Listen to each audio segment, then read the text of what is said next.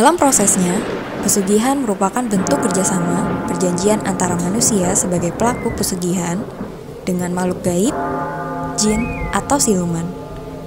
Pada kisah Hobbs After Midnight Special kali ini, pengalaman mengerikan dari Arangga Arya akan menemani Halloween weekend kalian. Pastikan kalian sendiri, jangan lupa matikan lampu, dan kencangkan volume kalian karena Hobbs After Midnight segera dimulai. Episode 8 Manusia Pocong.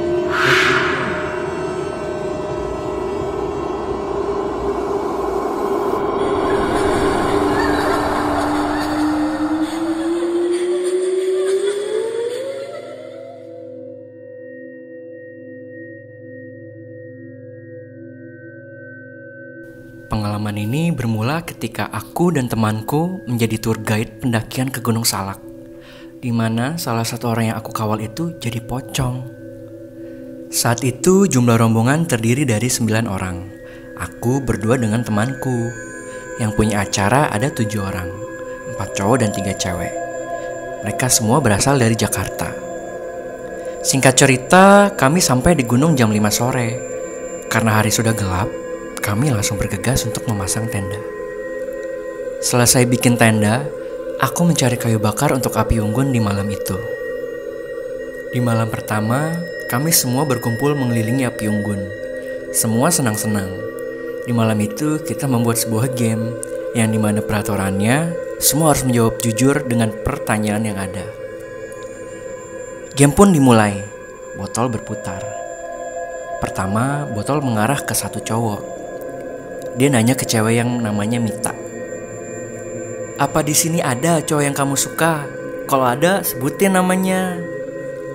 Mita menjawab, Ada? tapi dia tidak menyebutkan namanya, hanya kasih petunjuk. Cuman mereka yang tahu. Dipaksa pun Mita tidak mau menjawab. Singkat cerita, botol terus berputar. Semua kebagian bertanya dan juga menjawab. Karena sudah malam, kita sepakat itu menjadi putaran terakhir. Botol diputar dan berhenti di cewek yang bernama Laras. Laras pun bertanya ke teman ceweknya satu lagi. Rin, apa yang paling Ririn takutin? Semua berkata. Serem. Sambil tersenyum, Ririn menjawab. Ririn takut kalau nanti Ririn mati. Ririn jadi hantu penasaran, gentayangan, terus nakut-nakutin kalian. Setelah Ririn berkata seperti itu, tiba-tiba angin kencang datang. Turun kabut pula. Game pun diakhiri. Semua bubar dan masuk ke tenda masing-masing. Di malam kedua, keanehan mulai jelas terasa. Waktu itu, Ririn nyariin mantelnya. Ada yang ngeliat mantel Ririn nggak? Dicari kok nggak ada ya? Para cewek-cewek pun masuk ke tenda mencari mantelnya Ririn. Tapi aneh, mantel itu nggak ketemu-temu. Terus Ririn bilang, Aduh, itu mantel kesayangan Bapak. Ririn belum minta izin ke Bapak, kalau hilang gimana? semuanya pun ikut mencari. Semua tas diperiksa, sudut tenda diperiksa, tapi tetap gak ketemu. Karena hari sudah malam, akhirnya semua sepakat untuk mencari lagi besok hari. Semua pada beristirahat. Di sana kita membuat 3 tenda. Tenda pertama di sebelah kiri isinya ada aku dan temanku. Tenda cewek ada di posisi tengah, dan tenda cowok di paling kanan. Ketika aku sedang asik mengobrol dengan temanku melihat sesuatu, terus nanya ke aku. Arya, aku gak salah lihat kan ya?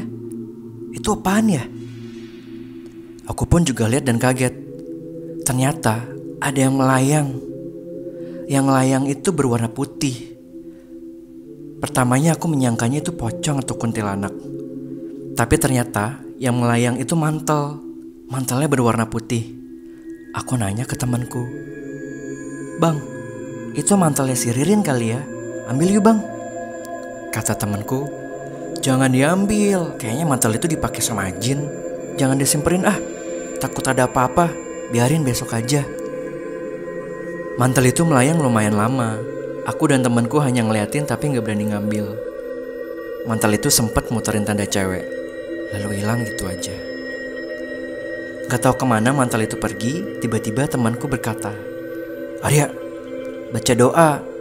Abang tidur duluan ya. Arya jaga sampai jam 2. Nanti kalau ada apa-apa, bangunin abang." Kami pun gantian ronda. Aku jaga yang pertama. Gak lama, Ririn dan Laras keluar tenda. Mereka pengen buang air kecil dan minta diantar. Karena di gunung gak ada WC umum. Mau gak mau kita harus turun ke sungai. Jaraknya lumayan jauh. Aku jalan paling depan.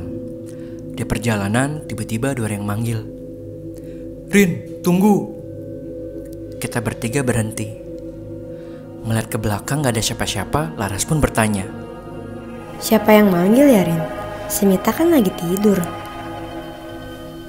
Ririn pun menjawab, Gak tahu. Ayo ah, cepetan. Aku udah gak tahan. pas sampai sungai, tahu-tahu Ririn bilang, Itu apa putih-putih? Aku pun kaget. Ternyata itu adalah mantelnya Ririn. Mantelnya ada di sebuah batu yang lumayan gede di tengah-tengah sungai. Ririn bilang, Ini mantel siapa yang naruh di sini? Bercandanya keterlaluan ah. Aku hanya diam. Padahal sebelumnya aku sama temanku melihat jelas kalau mantel itu melayang sendiri. Setelah dari sungai, kita balik ke tenda. Di dekat api unggun ada Mita. Ririn pun bertanya, Tak, kamu tadi pas aku mau ke sungai, kamu manggil aku ya? Mita menjawab, Orang aku baru bangun. Kaget kalian berdua gak ada. Ini aku lagi bikin bandrek. Mereka pun masuk kembali ke tendanya. Singkat cerita, di malam ketiga yang bikin aku gak pernah lupa sama kejadian di Gunung Salak dan gak pernah mau lagi menginjak Gunung Salak. Cukup ini yang pertama dan terakhir. Semua lagi kumpul di luar, mengelilingi api unggun. Kita berbagi cerita sambil menikmati kopi, wedang jahe, dan singkong bakar. Gak kerasa sudah jam 2 malam. Nah, Ririn bilang, Dingin banget ya. Tunggu, aku mau pakai mantel dulu. Dia masuk ke tenda. Awalnya gak ada yang aneh sih. Tapi tiba-tiba semua terkejut pas Ririn menjerit. Kita semua ke tenda cewek. Di dalam, Ririn kayak orang kesurupan. Dipegangin sama banyak orang, tapi semuanya pada gak kuat nahan. Tenda pun sampai rusak. Ririn teriak, Lepasin, lepasin. Dia mencoba melepasin mantelnya, tapi gak bisa dilepas-lepas juga. Kita semua bingung dan panik. Ririn loncat-loncat kayak pocong. Kita kejar, dia loncatnya semakin menjauh. Dia nangis sambil bilang, Tolongin, buka mantelnya. Terus dia loncat ke salah satu pohon. Pohonnya lumayan tinggi. Dia duduk di pohon, nangis sambil bilang, Tolong lepasin. Tolongin Ririn. Temanku coba memanjat pohon dibantu dengan cowok-cowok yang lain. Belum juga naik, Ririn dikit-dikit berubah menjadi pocong. Semuanya panik, semuanya berdoa. Tapi masalah gak berhenti gitu aja. Ririn yang udah jadi pocong nangis terus sambil berkata, Tolongin Ririn. Tolongin Ririn. Ketika semua sedang panik, tiba-tiba api unggun mati. Senter gak ada yang bisa nyala. Gelap total. Ririn yang udah jadi pocong nangis terus minta tolong. Lama-kelamaan pocong itu hilang. Lalu ada lagi. Pindah-pindah tempat dan gak berhenti menangis. Di situ kita memutuskan untuk turun gunung untuk mencari bantuan. Ngeberesin semua perlengkapan dengan keadaan gelap total, kita pun turun gunung sekitar 3 atau jam 4 pagi. Perjalanan turun gunung pun bikin aku takut. Pocongnya ngikutin kita terus, tapi dia ngelayang dari pohon ke pohon lain sambil nangis bilang, Jangan tinggalin Ririn. Ririn ikut pulang. Tolongin. Singkat cerita, kita sudah sampai di perkampungan. Salah satu handphone berbunyi, dan ternyata yang berbunyi adalah handphone Ririn. Yang telepon bapaknya Ririn, nanyain posisi di mana. Dan bapaknya Ririn bertanya, Mana Ririn? Kalian ke gunung ya? Bilangin ke Ririn, jangan pakai mantel bapak. Yang terima telepon saat itu adalah Laras. Laras bilang, Pak, gak tahu kenapa Ririn tiba-tiba jadi pocong. Kita gak tahu nolonginnya gimana. Lalu bapaknya Ririn pun marah. "Kasih saya tahu alamatnya, saya ke situ sekarang." Akhirnya kita pun berkumpul di rumah temanku sembari menunggu bapaknya Ririn. Jam 8 pagi bapaknya Ririn sampai dan langsung berkata, "Kalian pulang aja, soal Ririn urusan saya." Setelah anak-anak pulang, bapaknya Ririn datang bersama beberapa orang. Aku dan temanku menjelaskan kronologi Ririn bisa menjadi pocong. Disitulah aku baru tahu kalau ternyata bapaknya Ririn itu pemuja. Dan mantel yang dipakai sama Ririn itu adalah mantel yang gak boleh dipakai. Atau bisa kita bilang itu adalah jimat.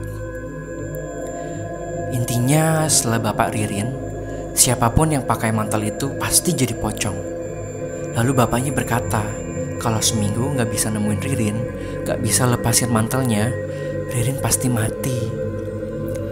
Di situ bapaknya Ririn sama orang-orang ngedatengin orang pintar di daerahku. Kasih sayembara, siapa yang bisa nangkep pocong dan bisa ngelepasin mantelnya akan diberi hadiah. Aku yang baru turun gunung mau gak mau harus naik lagi. Soalnya kejadiannya di gunung. Bapaknya yakin kalau Ririn masih ada dan diam di sana. Pas malam, kita semua jalan kelilingi gunung. Bukannya pocong Ririn yang kita temuin, malah yang lain. Aku melihat kakek-kakek, tubuhnya tinggi, setinggi pohon yang ada di gunung. Aku meremin mata karena gak tahan melihat ukurannya. Tangannya itu memegang kayu. Aku juga mendengar suara kakek itu meraung-raung. Dia berkomunikasi dengan orang pintar yang dibawa oleh bapaknya Ririn. Aku yang meram dibilangi sama orang pintar.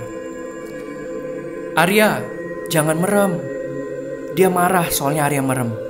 Kalau Arya takut, buka mata aja tapi lihat ke bawah. Dari situ aku mendengar obrolan orang pintar sama bapaknya Ririn. Ternyata Ririn diusir, dilemparin sama penjaga gunung. Penjaga gunung gak terima adanya Ririn di gunung. Karena Ririn jadi pocong bukan dari proses mati. Mereka bingung mau nyari Ririn kemana. Karena si kakek penjaga gunung cuma bilang ngusir Ririn, tapi gak nunjukin kemana dia ngebuangnya. Akhirnya kita turun gunung sambil berharap ada informasi lain dari orang pintar lainnya. Ternyata benar aja. Pas kita semua turun gunung, ada info dari orang pintar bahwa beberapa kampung di daerahku banyak laporan waktu malam hari mereka melihat ada pocong berkeliaran nangis sambil meminta tolong. Kadang hanya suara tangisan saja yang terdengar, tapi pocongnya gak ada. Tepat di malam ke-7, malam terakhir nasibnya Ririn, bapaknya Ririn dapat info kalau di salah satu kampung ada pocong nangis di atas genteng rumah warga. Kita semua langsung samperin ke tempat itu. Untuk menangkap pocong Ririn pun juga susah. Ketika orang pintar berusaha menangkap, pocongnya loncat lalu menghilang. Tapi masih di sekitar rumah itu. Aku datang ke kampung itu jam 11 malam. Pocongnya Ririn baru bisa ketangkap sebelum azan subuh. Pas dilepasin kainnya, tiba-tiba berubah menjadi mantel lagi. Pocong itu kembali menjadi Ririn lagi. Tapi dia telanjang, badannya kotor, bau busuk juga. Dia sangat lemas dan masih saja menangis. Mantelnya pun dibakar, lalu Ririn dibawa ke rumah sakit.